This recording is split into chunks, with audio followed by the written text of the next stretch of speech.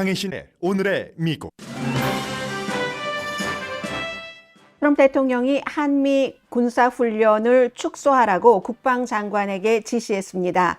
그 이유는 북한 리더 김정은과 사이가 좋기 때문이라고 밝혔습니다. 트럼프 대통령이 북한에 대한 유화 제스처로 실제 어제 시작된 한미 군사훈련이 축소될 것인지, 한미 동맹은 좀비가 되는 것인지, 김정은이 받아들일 것인지 모든 것이 불확실합니다. 장병들에 대한 처우가 열악한 것으로 알려진 항공모함 에브라임 링컨호를 방문한 중부 사령관은 장기 배치된 함정에서 장병들의 정신 건강이 우려되는 건 인정했지만 링컨함이 비슷한 함정보다 정신 건강 문제가 적다고 말했습니다. 이란의 최고 지도자 아야톨라 모스타바 하메네이는 강경한 사령관들에게 최고 보안 역할을 준 것으로 알려졌습니다. 미국과 계속 싸우겠다는 의도가 드러난 사인입니다. 존 오소프 조지아주의 연방상원 의원이 트럼프 대통령과 보좌관 내터리 하퍼와의 관계를 문제 삼았습니다. 대통령이 자신의 이란 전쟁 등 직무를 수행하기보다 내터리와 여행하기를 더 좋아한다고 비난했습니다. 그러자 언론이 관계를 조사해야 된다는 반응도 나왔고 오소프가 대통령 선거를 염두에 두고 기억하기 좋은 방식으로 트럼프 대통령을 비난하는 좋은 전략이라는 반응도 나옵니다. 직책 없이 이란은 대통령의 사위 제러드 쿠시너가 이스라엘의 총리와 하마스 지도자들을 만났습니다. 트럼프 대통령의 가자 계획에 대해서 논의했는데 만난 인물들은 고위급이지만 회담 결과는 그에 못 미칩니다.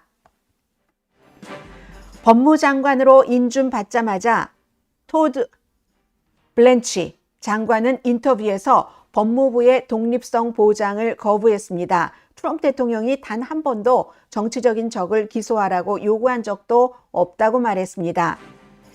허리케인 라라로 하와이 주 빅아일랜드 남동쪽에 유일한 병원이 있는 마을로의 접근이 끊겼습니다. 이번 주에도 많은 양의 비가 내릴 것으로 예보됐습니다. 한지의 미학, 오늘 뉴욕타임스가 한지 제작자를 크게 보도했습니다.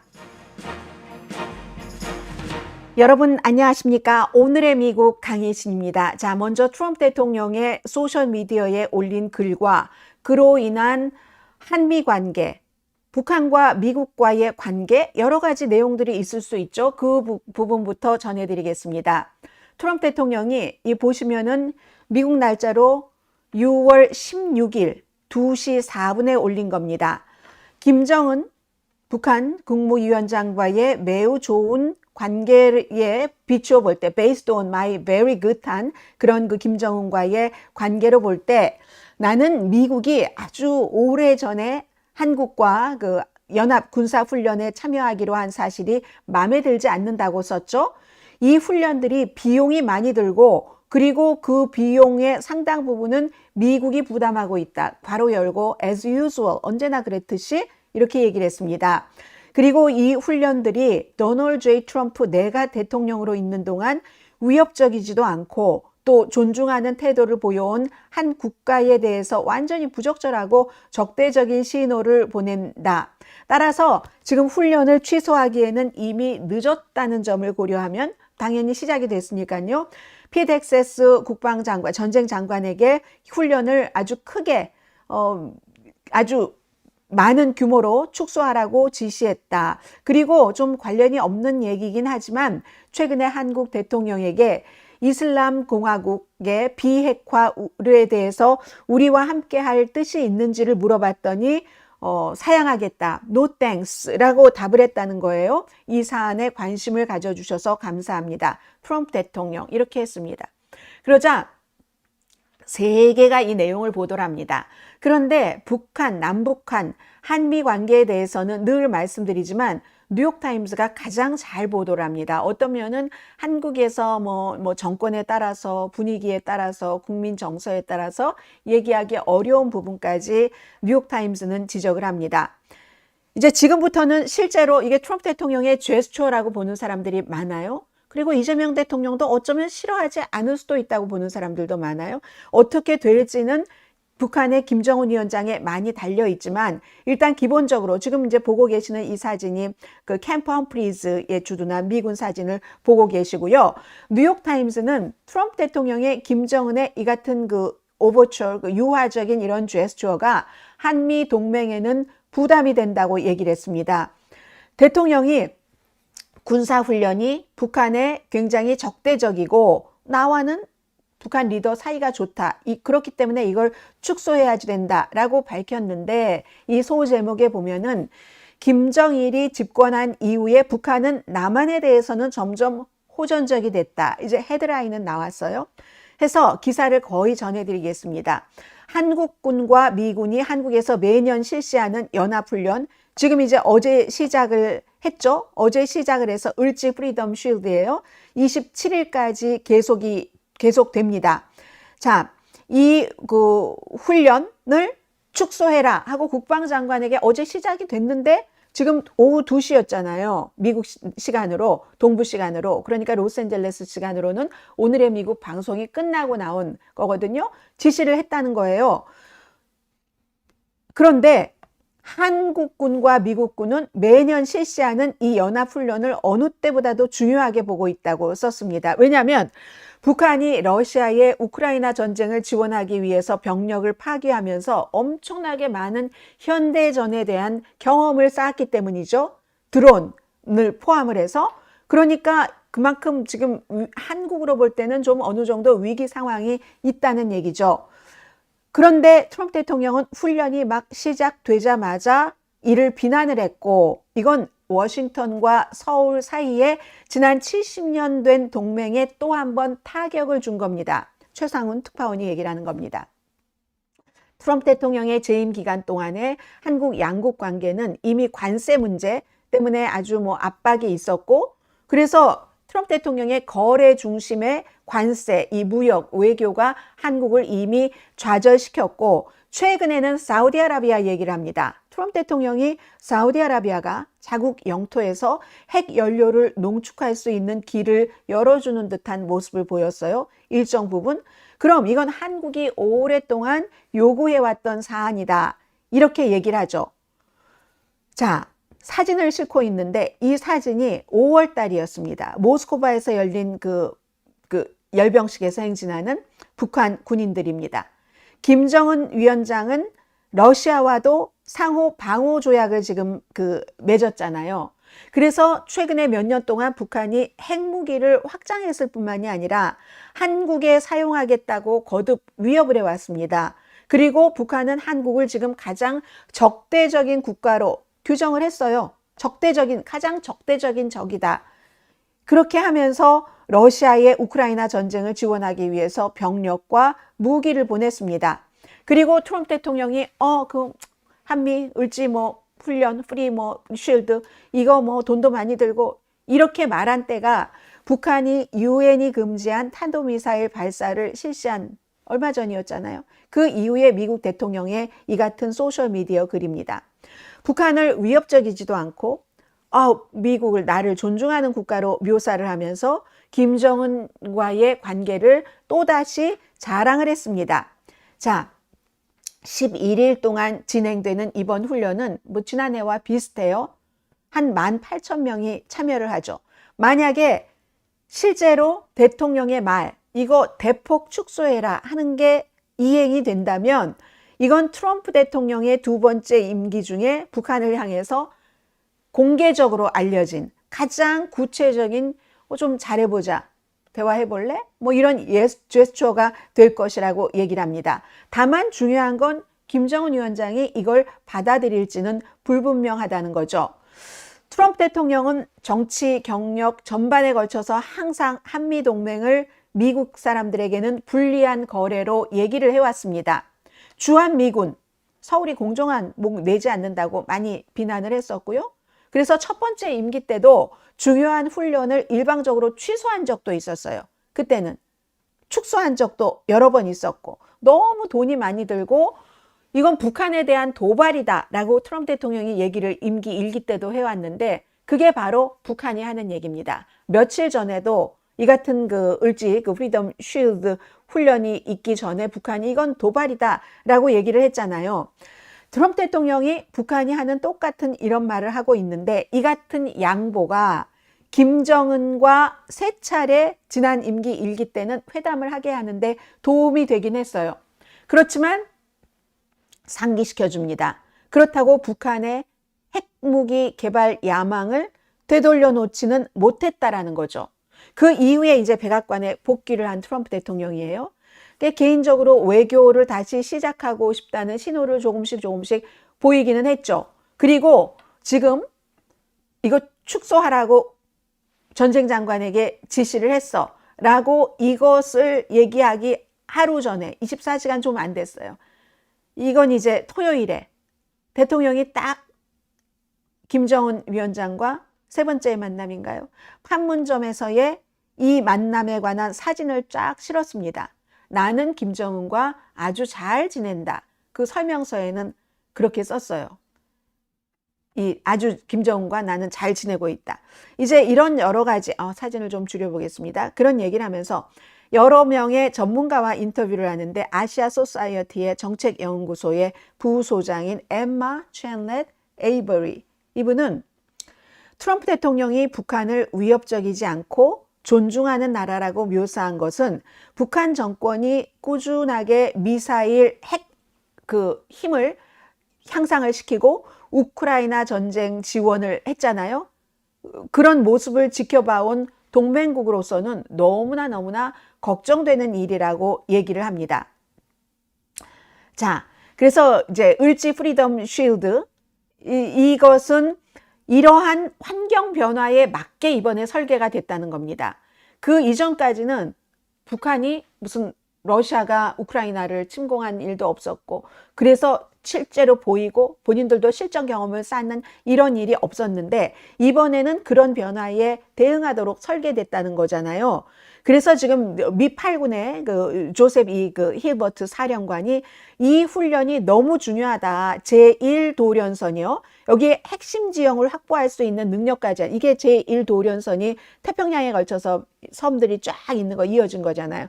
포스트 그쪽에 뭐 일본 일본 등 대만 필리핀 쫙 돼 있는 중국을 겨냥한 것이기도 하고요. 아무튼 이렇게 했는데 트럼프 대통령이 지금 이걸 축소해라 했다는 거고 그리고 앞서 여기에 맨 마지막에 보면은 그런 얘기도 있잖아요. 서울이 이란의 비핵화를 미국이 지금 하고 있는데 거기에 대해서 좀 참여하겠느냐 했더니 no thanks 라고 답변했다는 이 문제를 하고 있잖아요. 그러니까 해석이 여러 가지가 나오는 겁니다. 아, 거기에 불만이어서 이런 얘기를 한 거야? 아니면 원래대로 북한에 대해서 유화적인 제스처를 취해서 지금 여러 가지로 외교 이런 문제 인기 있는 게 하나도 없으니까 이걸 돌파구로 정말 삼고 싶은 거야? 중간선거 전에 뭐라도 해보고 싶은 거야? 이런 여러 가지 해석이 나오고 사실은 저는 모든 것들이 다 조금씩 포함됐을 수도 있다고 보여집니다. 한국 외교부는요. 한미연합훈련과 이란 문제 모두에서 이제 미국과 협조를 하겠다 이렇게 얘기를 했고 한국 내부에서 우려가 있을 수밖에 없죠. 뉴욕타임스가 얘기하기를 훈련은 예정대로 시작이 됐다 하고 확인을 했지만 국방당국은 크게 지금 동요하고 있다고 얘기를 합니다. 트럼프 대통령의 지시가 한미 동맹이 점점 속이 비어가고 있다. 속빈 강정이 돼가고 있다. 이런 우려를 키웠다는 겁니다. 서울에 있는 극동문제연구소의 그 이병철 분석가는 한국의 보수 진영은 트럼프 대통령 아래서 동맹의 그 과거의 그 전략적인 목표라든가 정치적인 에너지 같은 것을 상당히 잃어가면서 좀비로 변하고 있다는 걸 볼 것이다. 이게 이제 가장 이제 극단적인 그 평을 내놓은 그런 분이에요. 그렇지만 또 많은 분석가들은 트럼프 대통령의 이 같은 그 북한 접근이 한국의 이재명 대통령에게 전적으로 환영받지 못하는 것은 아니다. 전적으로 환영받지 못하는 것은 아니다.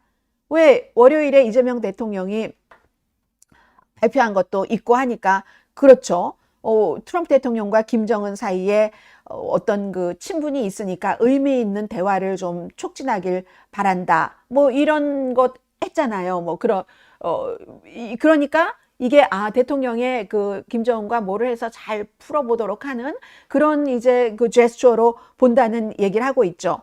해서 긴장 완화를 촉구해달라라고 계속 이재명 대통령이 미국에 왔었을 때도 그렇고 그런 촉구를 했으니까 뭐 그러니까 북한이 오랫동안 이 한미 훈련이 연합훈련이 장애물이야라고 했으니까 침략 전쟁 연습이야라고 했으니까 그렇게 볼 수도 있다 하는 거죠. 기술적으로 여전히 지금 한국과 북한은 전쟁 중이잖아요. 남북 전쟁을 공식적으로 끝내기 위한 북한과의 회담을 제안을 한 거. 이게 며칠 전에 이재명 대통령이 발표한 가장 중요한 거죠. 그런 발표와 계속 트럼프 대통령에게 직접 만나서 뭐 좀 해보시죠 이랬기 때문에 이재명 대통령은 꼭 이것을 싫어하지만은 않을 것이다라고 보고 있는 게 뭐 여러 가지 시각인 것 같습니다. 그래서 글쎄요. 그런데 트럼프 대통령의 임기 1기 때는 이렇게 3번이나 만났지만 판문점, 뭐 베트남, 싱가포르에서 그렇지만 임기 2번째는 2018년보다 훨씬 미국이 협상을 하기 어려운 장벽이 있죠. 북한은 사실상 핵보유국입니다.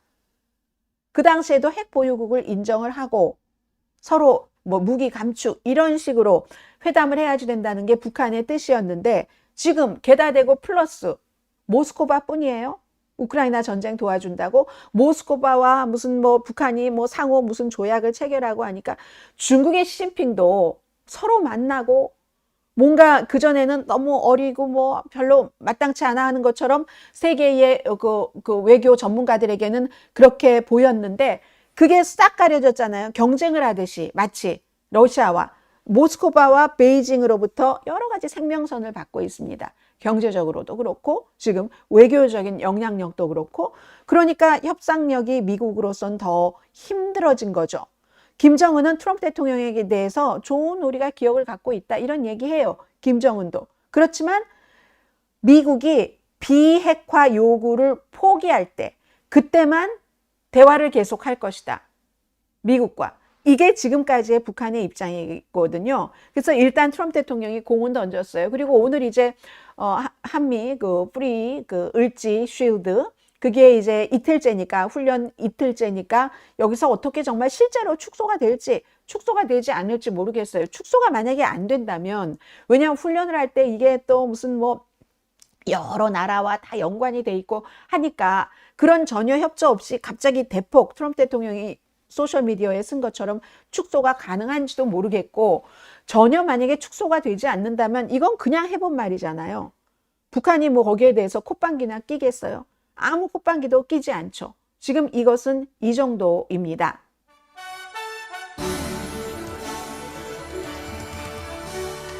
네, 제가 미처 사진까지 정리해 놓지 못한 것에 보면 퇴역 공군 대령이에요. 이 트럼프 대통령의 명령을 굉장히 강하게 비판을 했거든요. 퇴역한 공군 대령 세드릭 레이튼이라는 분이 한국과 미국과의 관계에 피해를 주고 태평양 지역의 힘의 균형을 흔들 수가 있다. 그런 얘기 지금 오늘 아침 케이블 텔레비전에서 완전히 부적절하다. 이 트럼프 대통령이 이렇게 얘기했잖아요. 이 훈련이 북한의 적대적인 행위이기 때문에 필요하지 않다. 이런 얘기에 대해서 특정 상황에서 지금 우리가 보고 있는 건 북한이 이득을 얻고 있다. 실제로 이건 정말 우리 스스로 그렇게 해야지만 되지 않아도 되는 때 스스로 저지르는 실수다. 이런 조치는 한국과 맺고 있는 관계에 피해를 주고 좋은 일이 아니다. 또 태평양 지역에서의 또 아주 심각한 영향을 미칠 수도 있다. 그리고 미국이 작전 비용 뭐 전체를 부담하게 된다 뭐 이런 여러 가지 얘기를 하잖아요. 그건 완전한 거짓말이다. 그리고 한국과 일본, 미국의 공동 방위에 여러 지금 이런 훈련은 굉장히 핵심적이다. 이렇게 얘기를 했는데 이 레이튼이라는 퇴역 공군 대령이요. 2010년도에 퇴역했고 26년 동안 공군에서 복무를 했습니다. 자, 사진이라도 잠시 보여드릴 수 있으면 좋은데 죄송합니다. 아무튼 이렇게 해서 이 문제는 일단 여기서 마무리를 하겠습니다.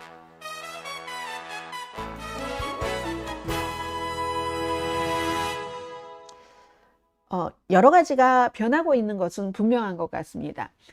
지금 이란 문제 이런 문제들 나오고 미국이 또 트럼프 대통령이 뭐 미군 주둔하는 미군 숫자도 엉망진창 또 무슨 분담금에 대해서도 전혀 사실과 다른 얘기라고 그리고 그걸 올리라는 것도 도저히 상상 불가능한 그런 뭐 2배, 3배도 아니고 그렇게 올리라고 하는 이런 말들을 많이 하는 가운데 북한은 계속 능력이, 핵 능력이 강화되고 한국 내부에서도 뭐 핵, 무장 이런 얘기들이 많이 나오다가 그건 더 위험해. 미국과의 관계가 나빠지고 이렇게 하다가 트럼프 대통령의 이 같은 모습들이 나오면 이제 점점 이제 한국에서도 다른 나라와 마찬가지로 미국의 핵우산 아래에만 있는 것이 이게 맞는 거야 하는 생각들도 할 것 같고요. 아무튼 트럼프 대통령의 이 말은 그냥 한번 해본 건지 한번 해봤는데 어떻게 또 뭐 북한이 이걸 확 받아서 뭔가 그 뒤에 진전이 있을지 지금으로서는 뭐 진전이 있을 것 같이 보이진 않아요. 그러나 뭐 외교나 그 나라와 나라와의 관계는 특히 트럼프 대통령 시대에는 좀 상상할 수 없는 일들이 일어나기 때문에 뭐라고 말씀드릴 수는 없지만 지금으로서는 크게 대통령이 이렇게 얘기를 했다는 것 자체가 중요한 거고 여기에 이제 뭐 이란에 대해서 좀 도와달라고 안 했어요. 여기에 참여할 거냐고 하니까 no thanks라고 했다고 느낌표까지 붙였던 것 같은데요. 이런 얘기까지 해가면서 트럼프 대통령이 말한 그 말 자체가 중요한 거지 뭐 글쎄요. 이로 인해서 특별하게 외교적으로 뭐가 변화할 것 같지는 않다 라고 현재로서는 보여지는데 모르죠. 그것도. 자, 그리고 조금 가벼운 듯 무거워질 수도 있는 이슈를 전해드리겠는데 그게 이제 이란 내용인데요. 그 전에 레이티스트 뭐 내용들을 길게 보도를 하는데 저는 그렇게 길게 보도해야 될 필요는 못 느끼고 간단히 추려드리고 지금 이제 어제 말씀드린 대로 브래드 쿠퍼 중부 사령관이 그 에브람 링컨호에 탔잖아요. 타서 뭐 이런저런 얘기를 하고 결국은 링컨호에 있는 장병들이 다른 큰 함대의 장병들만큼 처우가 그렇게 나쁘지 정신적인 그런 정신 건강 상태가 그렇게 나쁘지 않다. 이렇게 그 얘기를 했어요. 정신 건강이 그렇게 나쁘지 않다. 뭐 그 정도 얘기한 뭐 한마디로 그거예요. 그리고 또는 이 해군이 트럼프 대통령이 여러 가지를 뭐 미관상으로도 이렇고 뭐 함대에 대해서도 뭐 기술적으로도 이렇고 이렇게 바꿔야 돼 저렇게 바꿔야 돼 많은 얘기를 하고 있잖아요. 실제로 그걸 이제 고려하고 있다. 그런 얘기들도 나오고 있고요. 이란 전쟁과 관련해서는 꼭 이란 전쟁과 관련된 것만은 아닌데 조지아주에 살고 계시는 분들은 잘 알고 계실 거예요. 이분 아직 40살도 안 됐을걸요. 생일이 언제인지 모르겠어요. 39살로 알고 있는데 존 오소프라는 조지아주에서 최초로 주의시계로 연방 상원의원이 됐습니다. 2021년도에. 요즘에 뉴스가 하도 많아서 일일이 전해드리지 못해서 그렇지 알렉산드리아 오카시오 코르테스라는 뉴욕의 연방 하원 의원과 존 오소프라는 조지아주의 연방 상원 의원이 두 사람 다 30대네요. 그렇죠? 차기 민주당의 대선 후보로 많이 거론됩니다. 본인은 물론 아직 아니라고 해요. 시간이 있으니까. 아니라고 하지만 지금 어떤 얘기를 했냐면 트럼프 대통령과 오랜 측근인 네터리 하프요. 이 네터리 하프와의 관계에 대해서 아주 그냥 직접적으로 얘기를 딱 하고 나왔거든요. 근데 한번 이것은 들려드리겠어요. 제가 이제 어떤 그 본인의 선거 그 재선에 도전하니까 선거 캠페인에서 비난을 한 거예요. 이란에 장기적으로 그쪽 지역에 그 배치가 된 그 링컨호에 타고 있는 그런 군인들 참 상황이 어렵지만 한마디로 그 군인들에 대해서는 상황이 어렵지만 잘하고 있다. 이런 얘기였거든요. The USS Abraham Lincoln, they've now been at sea for 240 plus days without a port call. It's a Navy record. 네, 정말 그 땅 못 밟고 250일 이상 거기에 And still they 있는데 serve with excellence. 그래도 아주 엑셀런스하게 그렇게 아주 서브를 하고 있다. 이런 얘기를 일단 했어요. God bless the sailors, marines, aviators, and all aboard 네, the 다 이제 United States ship 축복하는 거예요. Abraham 군인들에 Lincoln. 대해서 축복하는 거고. 그리고 제가 이제 특히 이제 오소프의 이 연설을 들려드리는 이유는 이 사람이 지금 어쨌든 민주당의 차기 뭐 대선 후보로까지 거론되고 있다 해서 그러는 건데요. 자, 이 얘기보다 이제 두 번째가 이게 중요합니다. 군인들은 이렇게 힘들게 일을 하고 있는데 뭐 해병대원들 세일러, 모든 장병들에게 그 신의 가호가 있기를, 신의 축복이 있기를 바란다고 했잖아요. 근데 그 사람들이 사치를 원하는 게 아니다. 지금 뭐 우유도 못 먹고 뭐 곰팡이 난 뭐 목욕 시설에 뭐 이런 등등 있잖아요. 그리고 고난도 견뎌낼 겁니다. 그런데 그들은 유능한 지도자를 이렇게 누릴 그 자격이 있다. 그 전투가 필요할 때만, 목적이 뭔지 전투를 뭐 그렇게 막하게 하라는 게 아니에요. 이번 전투가 그러니까 필요하지 않다는 걸 뜻하는지도 모르겠어요. 전투가 필요할 때만, 그리고 목적이 무엇인지 단호하고 분명하게 제시를 한 그 상태에서 전투에 보내는 지도자, 이런 지도자들을 가질 자격이 있다. 그 링컨호에 지금 있는 그 장병 등은 전쟁의 목적과 전쟁이 지금 어떻게 되고 있는지 진척 상황에 대해서 거짓말하는 어리석은 지도자가 아니라 어리석은 지도자라는 얘기죠. 그러면서 이게 중요한 거죠. 링컨호에 타고 있는 그 장병들이 그렇게 힘들게 전쟁을 치르고 있는 동안 트럼프 대통령은 아무런 성과 없이 회의 도중에 잠을 잔다던가. And while the sailors on the Lincoln fight his war, while he fruitlessly drains our munitions and 뭐 oil 탄약도 reserves, 소비하고 비축량도 소진시키고, 그리고 이제 잠만 잔다는 he 거예요. golfs, he 골프 trades 치고 stocks. 주식 거래하고 See, he doesn't want to do the job. 일하고 싶어 하지 않는다. He wants to build his ballroom and travel with 무도회장 Natalie on their 짓고. apparently defenseless flying palace gifted by the Emir of Qatar. 네, 지금 이제 마지막으로 얘기가 나왔잖아요. 카타르 그 국왕이 선물한 겉보기에 방어 능력 전혀 없는 그 비행 궁전으로 네터리와 함께 여행하고 싶어 한다. 그 보좌관. 그러니까 이제 군중들이 막 그 야유를 지금 보낸 거잖아요. 대통령과 동행한 비행기를 바꿔 탈 때 에어포스 원에서 백악관 다른 스태프들이나 뭐 정책 부보좌관 스티븐 밀러를 포함을 해서, 그리고 뭐 장관들도 다 거기에 두고, 그리고 이쪽으로 몇 명만, 뭐 보좌진 3명 하고 국방장관 정도, 이렇게 할 때 네터리와 같이, 그래서 이렇게 표현을 한 거예요. 겉보기에는 방어 능력이 전혀 없는 비행 궁전으로 네터리와 함께 여행하는 걸 더 원한다. 일하는 것보다. 이렇게 굉장히 이거 아주 날카로운 발언이잖아요. 자, 이렇게 얘기를 했어요. 그리고 이 네터리 하프라는 그 보좌관의 오빠가 얼마 전에 두 사람이 사이가 나빠졌대요. 너무 이 두 사람의 관계가 건강하지 않다. 물론 이 오빠는 이 네터리가 아직 어리니까, 그러니까 트럼프를 뭐 아빠 피겨로 생각하는 것 같다, 이런 말도 했었던 것 같아요. 그런데 뉴욕타임스가 또 쫙 이 두 사람들의 관계 이런 거 이렇게 하면서 편지 같은 것을 보니까 네터리가 트럼프 대통령에게 했다고 하죠. 당신만이 나한테 중요하다. You are all that matters to me. 당신만이, 나에게는 막 당신만이 이렇게 전부라는 그런 얘기잖아요. 자, 이렇게 존 오소프라는 조지아주의 연방 상원의원, 대통령은 일하는 것보다 네터리와 같이 여행하는 걸 더 즐겨, 이런 얘기가 나온 뒤에 글쎄 이 이슈가 크게 어떻게 될지 되지 않을지 모르겠어요. 이 제목에 보면은 진보에서는 이걸 굉장히 지금 아주 뭐 가차없이 매서운 그런 타격이지만 뭐 좀 좋아한다 하는 뜻이잖아요. 그런데 사실은 이 발언이 존 오소프가 대통령 선거에 출마하는 것을 두고, 트럼프는 그런 사람이야. 장병들이 힘들 때 본인은 그렇게 골프나 치고 주식 거래나 해서 돈이나 벌고 젊은 보좌관과 이렇게 비행기 갈아타면서 이런 걸 더 즐기는 사람이야.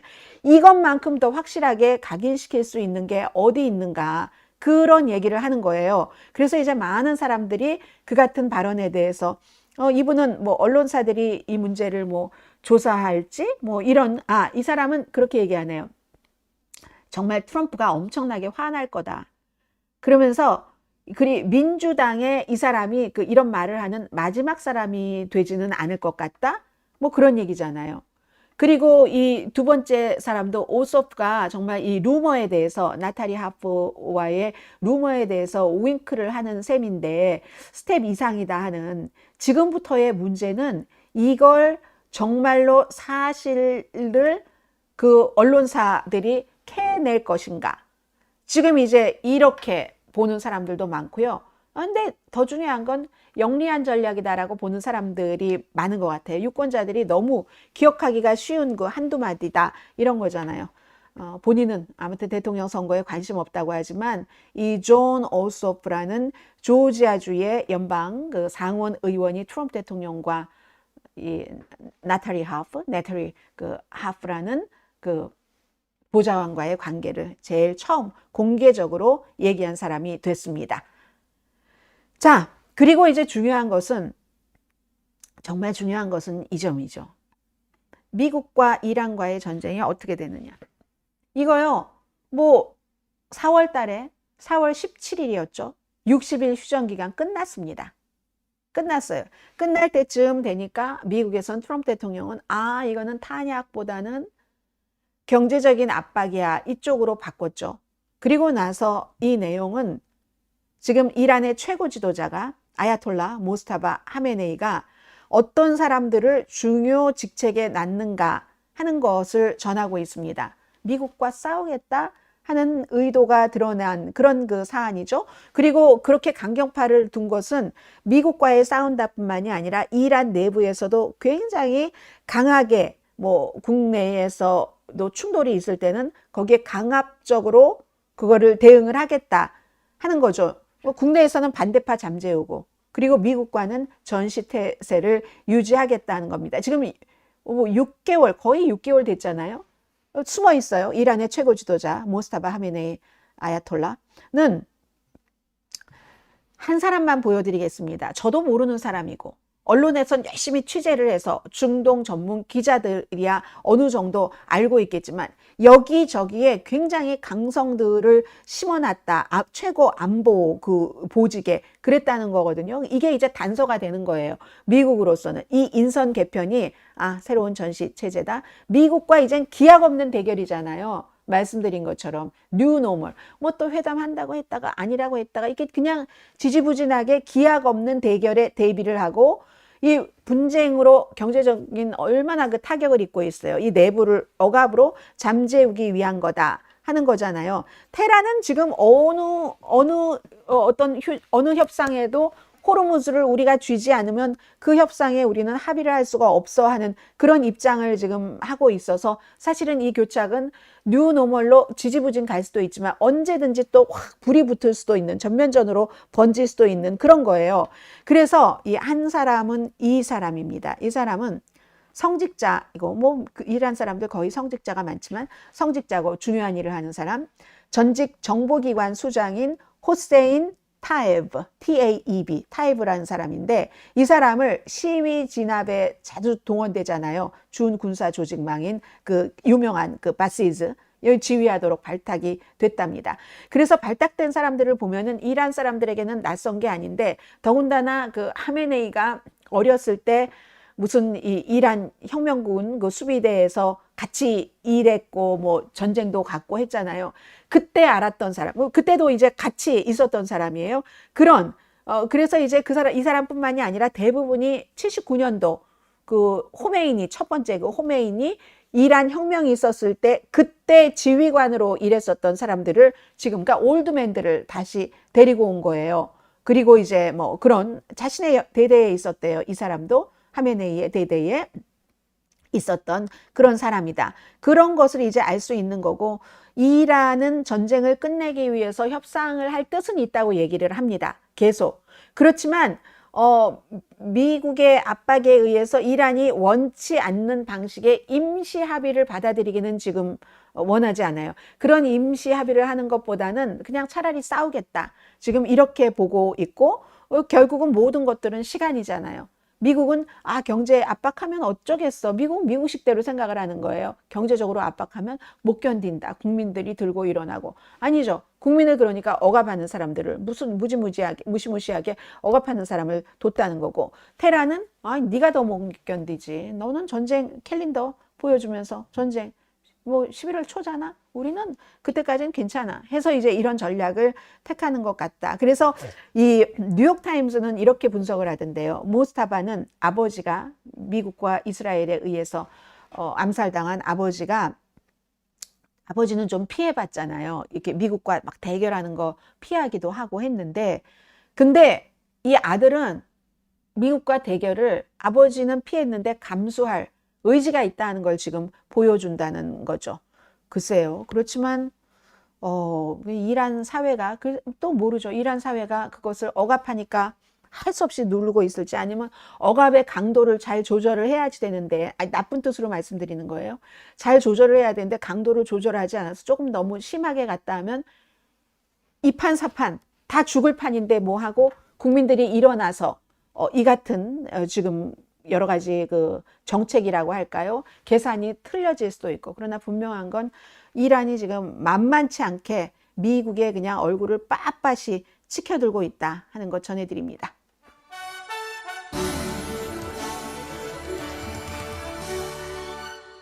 야, 이런 분도 계세요. 훈련 다 그만두고 미군 철수해라. 야, 그렇게 생각하시는 분도 계시네요. 자, 오늘의 미국 월요일이고, 아유, 고맙습니다. 항상 정확하게 좋은 뉴스와 유익한 정보를 우리 시청자들에게 전해주셔서 진심으로 응원합니다. 난킴 선생님, 너무 감사합니다. 제가 부족한 면이 있을지는 모르나 정확하게 하려고 노력을 하고 있고, 가능하면 빨리 뉴스를 전해드리려고 노력을 하고 있고, 그러나 제가 하지 않는 게 있습니다. 어떤 그 목표를 정해놓고 그 목표로 가기 위해서 뉴스를 막 엮어서 사실 중에서 부분만을 뽑아서 하는 거, 이 주장을 하기 위해서 그런 건 제가 안 합니다. 그러나 제가 시간상으로나 아니면 능력상으로나 부족해서 충분히 전해드리지 못하는 점은 있을 수 있다는 것도 인정을 하면서 아무튼 감사합니다. 요즘 시스템의 변화가 와서 네 유튜브가 시스템이 변화된 것 같아요. 그래서 저는 어제로서 좀 이거 좀 이렇게 알아차렸거든요. 알아차려서 그렇고요. 그리고 또 너무 많은 분들이 너나 잘하세요 하는 얘기도 있고 핵을 우크라이나 핵 포기한 거 이제 아주 대대손손 얘기가 되는 거죠. 우크라이나가 핵 포기해서 그렇게 러시아의 침공을 받았다. 그때 러시아도 그랬고 미국도 그랬고 이런 거 없다고 보장한다고 약속을 했었잖아요. 그렇기 때문에 내가 강한 사람이 돼서 상대가 나를 얕보지 못하도록 하는 거, 그러면서 나는 다른 약한 사람을 얕보지 않는 거, 이게 중요하죠. 멋진 갑이죠. 갑과 을을 나눌 필요가 없는 세상이 더 좋겠지만 그럴 순 없잖아요. 그러니까 갑은 갑인데 갑질하지 않는 갑, 늘 제가 생활 속에서도 그렇게 생각을 하고 있습니다. 자, 해구상 그딴 거 믿을 수 없음, 이런 얘기를 해주신 분도 계시고, 요즘에 게빈 뉴섬 주지사를 얘기하시는 분들이 많으신데 아직 멀리 남았어요. 게빈 뉴섬 주지사도 민주당의 이제 다음 그 대선 예비선거 후보로서, 자, 나 어릴 때 김대중 대통령 때 빨갱이 공산당 이랬는데 왜 아직도 한국이 공산화가 안 됐어요? 라고 얘기를 하네요. 한국은 그런데 지금은 미국이 이제 중간선거가 다가올수록 공산주의야, 저 사람 공산, 이런 얘기 엄청 많이 들으실 거예요. 그때 이제 한국에서 웃고 계신 분들도 계실 테고, 항상 열심히 하신 거 눈에 다 보여요. 제가 열심히 하긴 해요. 근데 열심히 하면서도 아유, 내가 어저께 하루 조금 덜 잤어야지 되는데, 이런 아쉬움은 늘 있습니다. 자, 미국 국내 이슈 중요한 것 전해드리죠. 타드 블렌치 법무장관입니다. 야, 인준 받을 때 다르고요. 인준 받고 난 다음에 인터뷰할 때 확 달라요. 법무장관으로 인준 받자마자 인터뷰에서 박스하고도 인터뷰했고 MBC와도 미터 프레스와도 인터뷰했거든요. 법무부의 독립성 보장하는 거 앵커들이 물어보는데 거부했습니다. 답변하지 않았어요. 언제나 트럼프로부터 독립적으로 행동하겠다는 약속을 거부한 겁니다. 그리고 트럼프 대통령은 단 한 번도 나에게 정치적인 적을 기소하라고 요구한 적이 없고 앞으로도 그렇지 않을 것이다. 이렇게 얘기를 했어요. 그게 이제 미터 프레스에서 한 얘기입니다. 이 배경을 다 아시는 것처럼 블렌치 장관은 펜 본디 법무장관보다 약간 펜 본디 법무장관에게 대통령이 마음에 들지 않아 한 부분이 있었어요. 그때 이 사람은 부장관이었어요. 마음에 들지 않았기 때문에 무슨 뭐 앱스틴 사건을 처리를 하는 거나 뭐나 마음에 들지 않았으니까 이 사람이 그 자리에 간 거잖아요. 그럼 전임 장관보다 더 마음에 들게 해야지 그 자리를 유지할 수가 있고, 그리고 부장관으로 있을 때 장관이 되기 위해서 노력을 했었고, 대통령도 펜 본디가 이 부분에선 좀 마음에 들지 않았어, 이것보다 더 내 뜻을 받들어 모셔 할 사람이 필요해서 블랜치를 법무장관으로 지명을 했었던 거잖아요. 그래서 인터뷰 자체에서는 대통령에 대한 충성심과 또 뭐 공정한 법 집행, 법무부니까 여기에 균형을 맞추려고 노력을 하는 모습은 보였습니다. 펜본디보다 조금 더 여유 있게 했었던 것 같아요. 펜본디는 굉장히 공격적으로 한 데 비해서 이 사람 뭐 전에 검사도 했고 트럼프 대통령의 오랜 허쉬머니 변호사도 했고 법무부 장관으로서 펜본디 자신의 그 장관이 어떻게 쫓겨나가는 건지도 받고 했잖아요. 자, 크리스틴 월커예요. 미터 프레스의 앵커, 트럼프 대통령과도 자주 인터뷰를 하죠. 독립성 약속하라는 식으로 압박을 했어요. 그건 언론의 역할이죠. 그리고 본인이 독립성을 지키겠다고 상원 인준 받을 때도 했잖아요. 그렇게. 언제나 우리가 우리의 임무를 지키고 어떤 사건이든 수사하겠다 하고 말하는 것과 백악관으로부터 독립적으로 행동하겠다고 말하는 건 큰 차이가 있습니다. 난 약속하지 않을 겁니다. 어떤 법무장관도 그런 약속을 해서는 안 됩니다. 저는 이게 잘 이해가 안 됐어요. 그래서 다시 한번 방송 끝나고 보려고 합니다. 아무튼 그러면서도 또 뒤에는 난 대통령에게 반대되는 말을 하는 것을 두려워하지 않는다. 이런 얘기도 했어요. 박스와의 인터뷰에서는 그렇게 대통령에게 반대되는 말을 하는 것도 내 일이고 앞으로 이미 나는 대통령과 계속 그렇게 대통령이 듣기 싫어하는 말을 해왔다는 거예요. 저는 그런 말을 한 적을 본 적이 없습니다. 이게 박스뉴스 선데이에서 한 얘기입니다.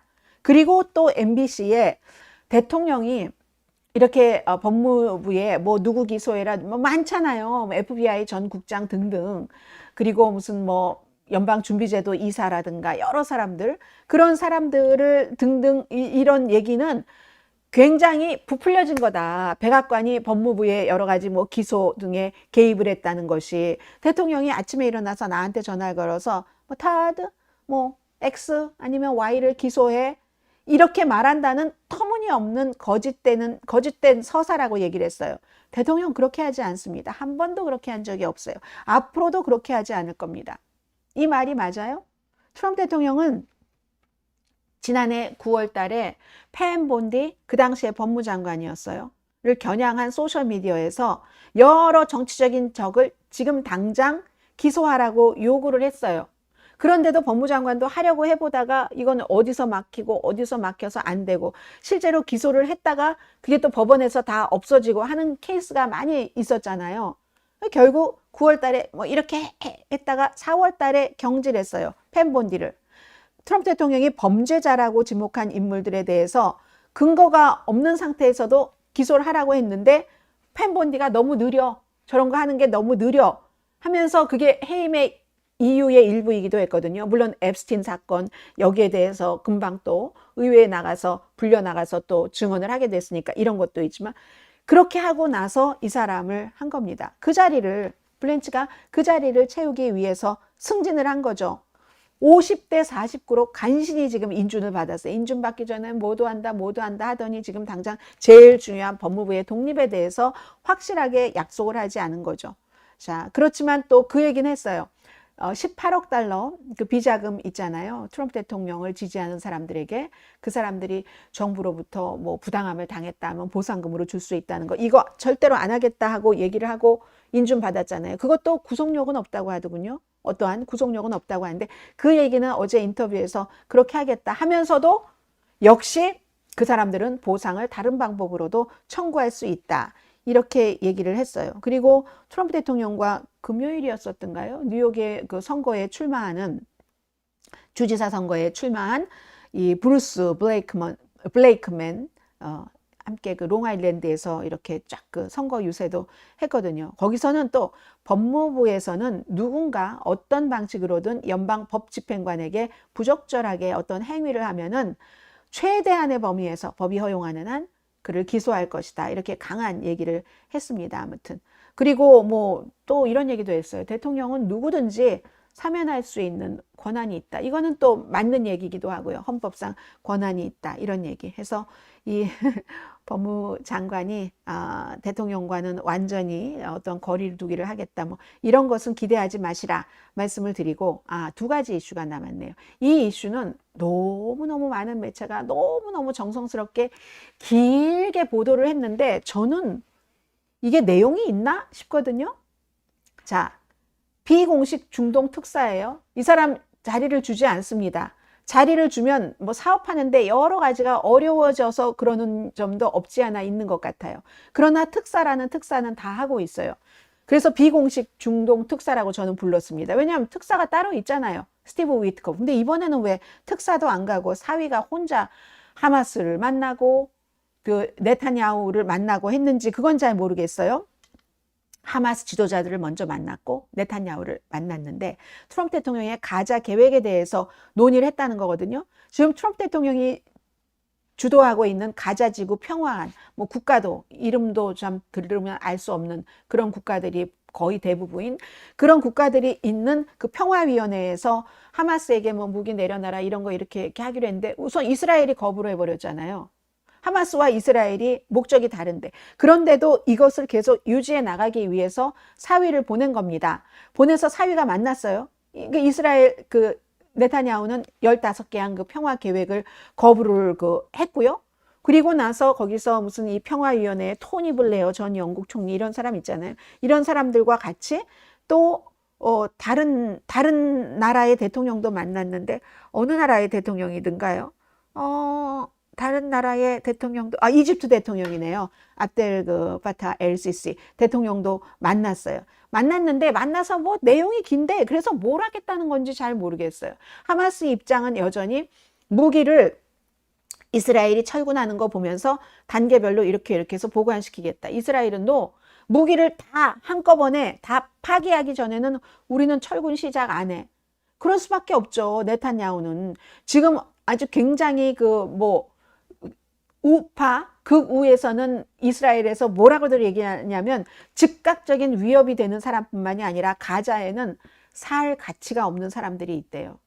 그 사람들은 살아서는 안 된대요. 인간도 아니다 하면서 하루에 30명, 40명을 표적으로 해서 제거해야지 된다. 타겟티드해서 eliminations 해야지 된다. 이렇게 말하는 극우 성향의 장관도 있는데 근데 이 사람들 표를 받아야지 되는데 네타냐후가 이게 되겠어요. 입장 바꾸기 쉽지 않죠. 그러니까 이집트 대통령을 만나건 하마스를 만나건 별 결과가 지금 없을 것 같거든요. 하마스는 당연히 이스라엘의 다음 단계가 뭐냐. 이스라엘은 선거 몇 개월 남았는데 선거 치러지기 전에 절대로 여기서 양보를 할 수가 없습니다. 그러니까 무슨 이집트 대통령을 만나고 누구도 만나고 해도 공동 성명 같은 것은 나오지 않고 있잖아요. 그런데도 대통령의 사위가 가서 하마스의 지도자들을 만났다. 이런 것 때문에 크게 보도하는 것 같습니다. 어쨌든 2023년이었어요. 하마스가 이스라엘을 먼저 공격을 했습니다. 이스라엘 사람 1200명이 숨지고 251명이 인질로 붙잡혔고 일부는 풀려났고 반 정도. 그리고 또 숨진 사람들도 있고 그것 때문에 이제 이스라엘이 이제 가자 지구 전쟁을 시작을 했는데 그러면 가자 지구에서 몇 명이 숨졌나? 어린이 21,280명을 포함해서 73,000명 이상이 숨졌습니다. 유엔이 확인을 했어요. 그럼 이스라엘은 전체적으로 1,200명. 가자 지구는 인구도 많지도 않은데 73,000명이 숨졌어요. 1,200대 73,000명. 그리고 다 이재민이 되고 난민이 된 사람들 90%입니다. 190만 명이 200 몇십만 명이잖아요. 가자 지구의 팔레스타인 인구가. 그 가운데서 190만 명이 피난을 떠났습니다. 말 그대로 피난을 떠난 것으로 지금 추정이 되고 거창하게 평화 계획 얘기는 하지만 별로 가져온 것은 없는 것 아닌가 싶고요.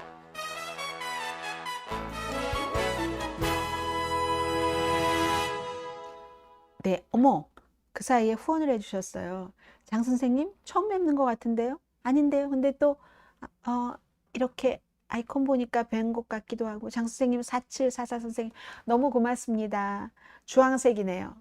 주황색인데 주황색 꽃 캘리포니아의 파피 양귀비는 이제 다 피고 졌고 너무 감사합니다. 월요일 아침부터 아주 큰 힘을 주셔서 너무 고맙습니다. 말씀을 드리고요. 오늘 제가 이 내용은 지역적인 거라서 하와이에 살고 계신 분들은 다 잘 아실 것 같은데 지금 허리케인 라라가 하와이 맨 아래 섬 빅 아일랜드, 하와이 섬까지 들어가진 않았지만 피해가 많이 있었잖아요. 그로 인한 교통사고로 사망자도 있었는데 하와이 타운을 고립시켰어요. 지역 내에 그 유일한 병원이 있는 곳, 거기에 지금 이렇게 갈 수가 없게 돼 있어요. 왜냐하면은 이제 그 폭풍, 비바람 이런 것들 때문에 막 길이 막혀서 그러는 거죠. 뭐 길이 다 막혀서 그 길을 뚫을 수 있으면이야 왜 그게 유일한 병원으로 가는 그 길이 막혔겠습니까?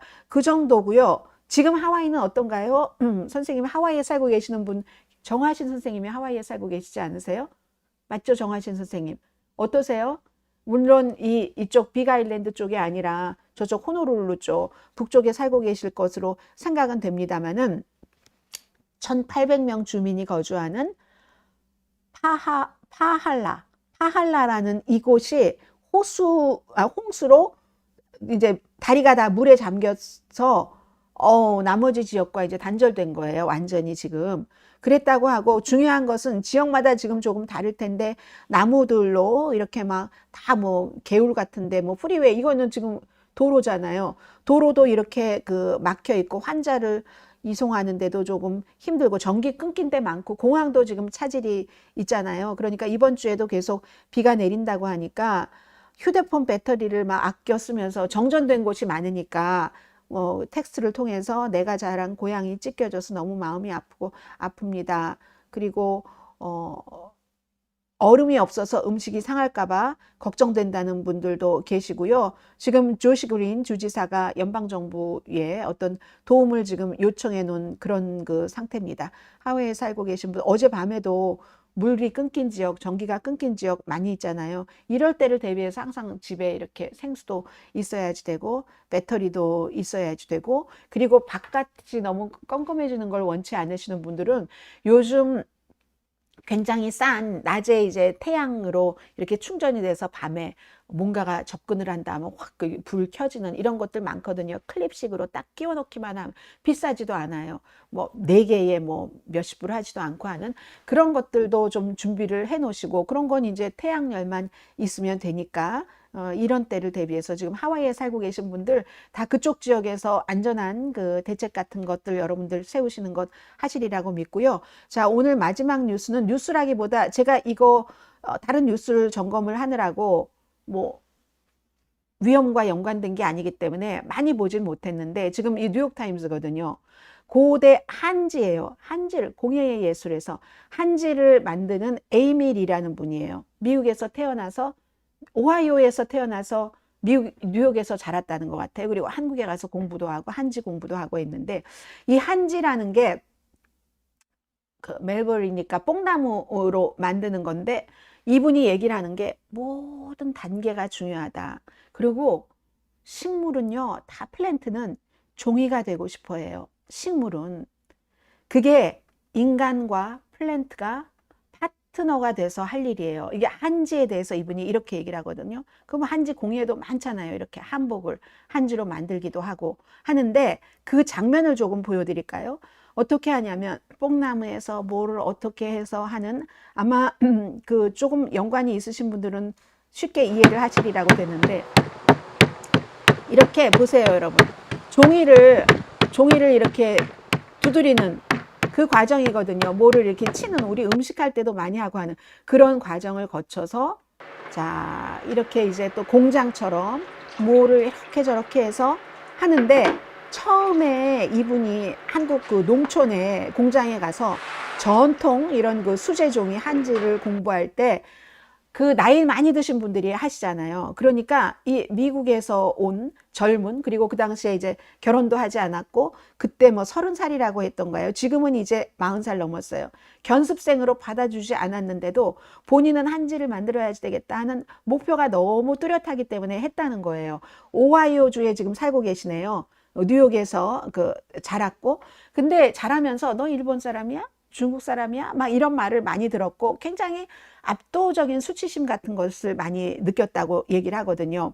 그리고 나서 여름마다 한국에 가서 뭐 아이덴티티 뭐 이런 것도 느꼈겠죠.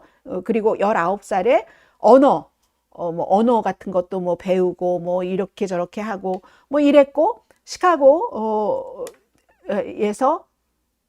대학원 다녔나 봐요. 북아트 책 만드는 거 공부하면서 그때 이제 종이 여기에 매료가 됐는데 보면은 종이를 만드는 그 과정이 명상적이게 되고 물도 써야 되고 마음과 몸과 평화 몸도 또 써야 되고 근데 종이 하면은 중국 종이 일본 종이 재지 말하자면 많이 배웠는데 이게 참 뭐 한국에서 무슨 일이 있었지? 이렇게 생각해서 한국에 꼭 가야지 되겠다 해서 2008년과 2021년도에 풀브라이트 펠로우십을 받아서 이제 뭐 이렇게 하고 해서 많은 과정이 있어서 그렇게 만든 거예요. 지금 48살이네요.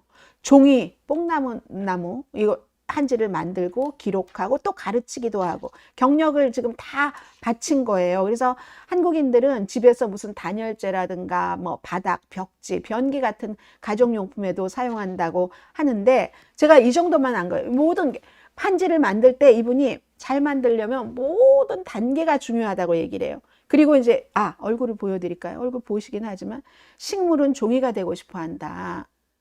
인간의 역할은 그걸 잘 협력하는 거야. 제가 이걸 왜 이렇게 많이 이것도 다 못 읽은 건데 말씀드렸냐면 미국에 처음에 왔었을 때 저희는 한지를 만들지 못합니다. 한지를 만들면서 이 한지 전문가처럼 명상을 하고 물과 종이와 모와 망치로 이런 것을 하지 못하지만 그 사람들이 만들어 놓은 한지로 이런 걸 만들 수 있잖아요. 저희 어머니가 한지로 만드신 이게 아니라 이거죠. 편지지예요. 자, 이렇게 하면 보여지나요? 자, 꽃을 붙인 거예요. 말려서.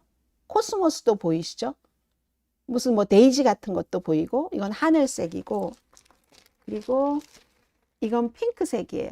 그때 이게 30년 전에 30년도 더 됐을 거예요. 자, 핑크색이고 아주 작은 이런 걸 다 풀로 하나하나 붙인 거거든요. 이건 주황색인데 잘 표시가 안 나네요. 그리고 마지막에 하얀색. 사람들은 다 본인들의 역할이 있고 거기서 이제 그 느낄 수 있는 모든 것들이 있잖아요. 제가 여러분들께 처음 시작 한국과 미국의 한미동맹 트럼프 대통령과 김정은과의 관계부터 시작해서 뭐 법무부의 무슨 공정성 이런 걸 말씀드리다가도 결국은 이렇게 인간의 많은 것은 인간과 자연과 모든 것의 조화와 그리고 이런 것을 할 때의 기쁨 이런 걸 느끼잖아요. 이게 저희 어머니가 30년도 더 전에 근데요 너무 신기한 게 30년도 더 됐다니까요. 90년대 만드는 건데 90년대 초에 이것을 위해서 이렇게 비닐을 주문을 해서 이렇게 씌워 놓으니까 아직도 새 겁니다. 새 거예요. 자, 이 말씀 드리려고 사실은 이거 저희 어머니의 작품을 보여드리려고 한지 작가의 이 뉴스가 저에게 더 와 닿았는지도 모르겠습니다. 자, 여러분 오늘요. 자, 이 한지 작가가 이렇게 그리는 것과 어머니의 한지를 보여드리면서 내일 다시 뵙겠습니다. 강혜신이었습니다. 여러분 빠이. 어느 거 하늘색이 제일 잘 보일까요? 여기다가 안 보이네요. 왜 안 보이는 거죠? 어떻게 해야 돼요? 이렇게 해야지 돼요. 이렇게? 이렇게 해야지 되나요? 그럼 제가 여기 두 겹이에요. 너무 얇아서 이렇게 하면서 마무리를 해보겠습니다. 내일 뵙겠습니다. 빠이.